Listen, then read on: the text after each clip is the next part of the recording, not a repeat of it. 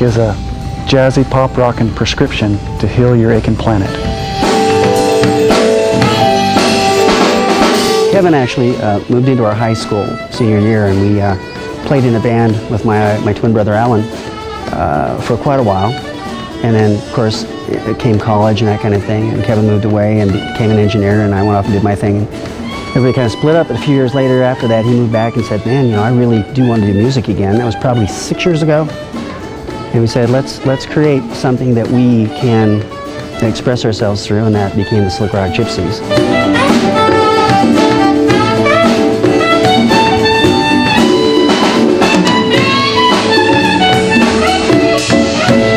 Slickrock, because we both really enjoy the Southern Utah Red Rock country.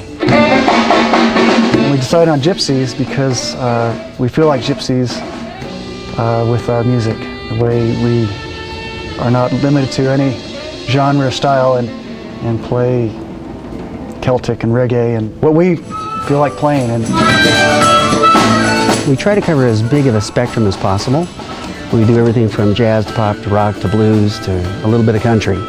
And the reason for that is because music is music, and to be stuck in a spot. I think it was well said, you know, what happened after Woodstock when anything was acceptable, and all of a sudden there became pop stations and rock stations and blues stations and this kind of thing, and music all of a sudden was segregated, whereas it's a real integrated concept. Music is the one language that everybody speaks, and so why separate it out? And in doing that, you separate people. And so we tried to bring it back together here and present music that's enjoyable for everyone. And it expands and contracts.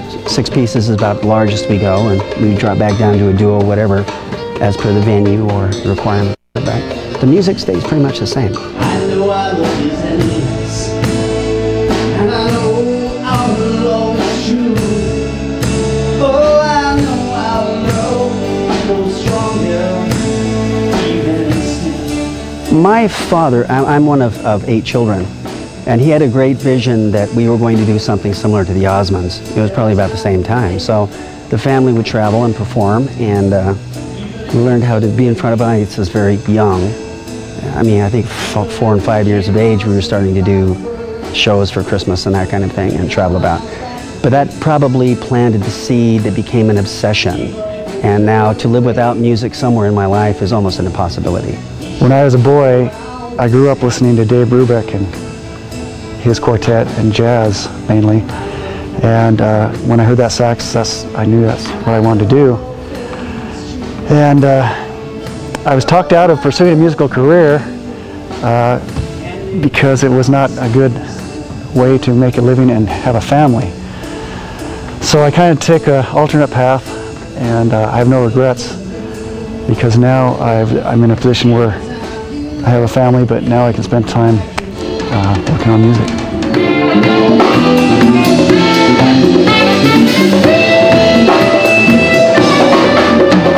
It's my passion, and it's what I like to do just all the time, and it's hard to explain.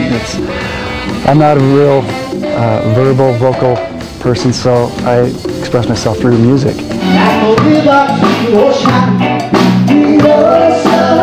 There's something that fulfills a person through music that you can't get anywhere else. It's a personal expression. It's not a 9-to-5. You're not doing it for money. You're doing it for absolute fulfillment of your soul. And music is one of the only things, along with visual arts, that do that for a person, I think. It actually wells up and takes your absolute soul matter and presents it. Every time you touch, every time I hold you near, it's one of the few things that can actually stir that up and make you feel alive in that way. and you whisper in my ear. Every time you turn the page, set out on a brand new day. What I'm feeling in my heart, these words cannot begin to say. I know our love is endless, and I know our love is true. Oh, I